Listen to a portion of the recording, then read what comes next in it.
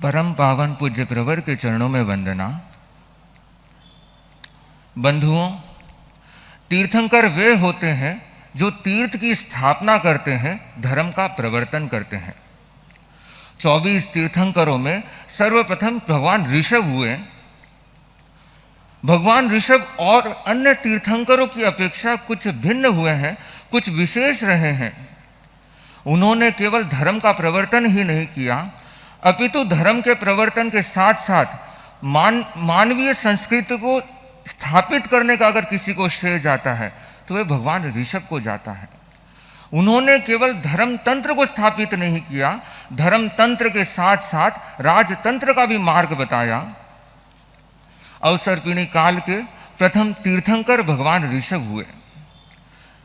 प्रथम तीर्थंकर के साथ साथ मैं ये कह सकता हूँ, सर्वप्रथम विवाह करने वाले अगर कोई हुए तो वे भगवान ऋषभ हुए। उनके बाद से ही शादी की परंपरा शुरू हुई। सर्वप्रथम राजा अगर कोई बने तो वे भगवान ऋषभ बने। सर्वप्रथम निर्ग्रंथ ग्रहण करने वाले बने तो वे भगवान ऋषभ बने। सर्वप्रथम केवल ज्ञान को किसी ने प्राप्त किया तो वे भगवान ऋषभ ने किया। सर्वप्रथम देशना किसी ने प्रदान की तो वे भगवान ऋषभ ने की। सर्वप्रथम तीर्थंकर अगर कोई बने तो वे भगवान ऋषभ बने। मानो अनेक प्रथम संख्या, प्रथम का स्थान भगवान ऋषभ के साथ जुड़ा रहा। मैं ये कह सकता हूं, कोई विशेष योग उनका रहा। अनेकों चीजें उस समय भगवान ऋषभ से प्रारंभ हुई, इसलिए आज भी हम उन्हें आदि पुरुष के रूप में स्वीकार करते हैं, आदिनाथ के रूप में स्वीकार करते हैं। अवसर्पिणी काल का जब तीसरा आरा चल रहा था, तब योगलिक परंपरा जो चल रही थी वो कुछ विच्छिन्न होने लगी। अपने मनुष्यों की भीतर की मांग बढ़ने लगी, अपेक्षाएं बढ़ने लगी, और जो कल्पवृक्ष उन अपेक्षाओं को पूर्ण कर रहे थे वो कल्पवृक्ष अक्षम दिखने लगे, जो अपेक्षाओं को पूर्ण नहीं कर पा रहे थे। उस समय भीतर हिंसा के भाव जाग रहे थे, अपराध बढ़ रहे थे। मानो समय की अपेक्षा हुई और भगवान ऋषभ की सूझबूझता ने एक मानव संस्कृति को सुस्थापित किया। उस समय हिंसा को किस प्रकार रोका जाए, जहां भूख आदि समस्या का समाधान कैसा किया जाए, ये सब मार्ग अगर किसी ने दिखाया तो वे भगवान ऋषभ थे।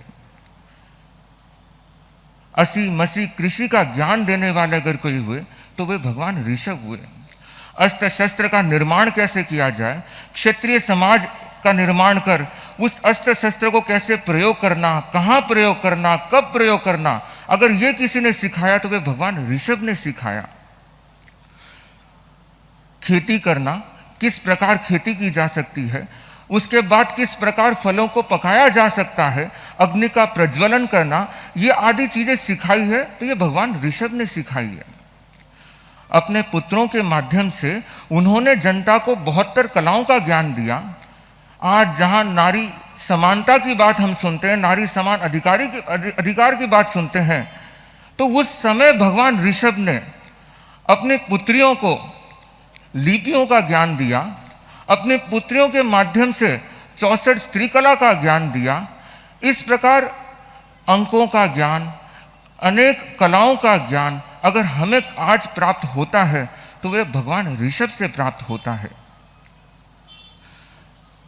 जब वे राजा बने, राजा बनने के बाद अपने 100 पुत्रों को समान अधिकार के साथ राज्य का वितरण किया और उनके भीतर वैराग्य के भाव जागे और उन्होंने 4000 व्यक्तियों के साथ दीक्षा ग्रहण की, प्रवर्ज्या की, अभिनिष्क्रमण किया। बंधुओं, हम माता मरुदेवा की घटना सुनते हैं। माता मरुदेवा जिनका मोक्ष पधारना आश्चर्य में आता है। अगर उन्हें मोक्ष की प्राप्ति हुई तो उसके पीछे अगर कोई निमित्त रहे हैं तो उन्हीं के पुत्र भगवान ऋषभ रहे हैं। आज भी हम भगवान ऋषभ की चीजों को अपने आसपास महसूस कर सकते हैं। अक्षय तृतीया पर वर्षी तप के हजारों पारने होते हैं। अगर इस तपस्या की अगर देन किसी ने दी है तो वे भगवान ऋषभ ने दी है। भक्तांबर स्तोत्र जैसे चमत्कारिक स्तोत्र का हम पाठ करते हैं, ये चमत्कार कहाँ से मिल रहा है? ये प्रभु ऋषभ की स्तुति से हमें ये चमत्कार मिल रहा है। इस प्रकार अनेकों चीजें हम भगवान ऋषभ से ग्रहण करते हैं। भगवान ऋषभ का इतिहास बहुत बड़ा है। कम शब्दों में केवल मैं इतना ही कह सकता हूँ कि भगवान ऋषभ के जीवन को अगर हमें अपने जीवन में उतारना है तो हम आचार्य महाश्रमण जी को देख सकते हैं। आचार्य महाश्रमण जी की स्थिरता, निर्मलता और पवित्रता को देख करके हम समझ सकते हैं कि भगवान ऋषभ कितने स्थिर और कितने पवित्र रहे होंगे। अंत में अपने भावों को अभिव्यक्त करते हुए उनकी स्तुति में 2 पद्य निवेदन करूंगा। अयि प्रथमाप्त समाप्त समक्रिय नाभितनोद्भव भुवनपते वृषभ स्वामिन् नन्तरयामिन् देहि निजाश्रयममृतमते।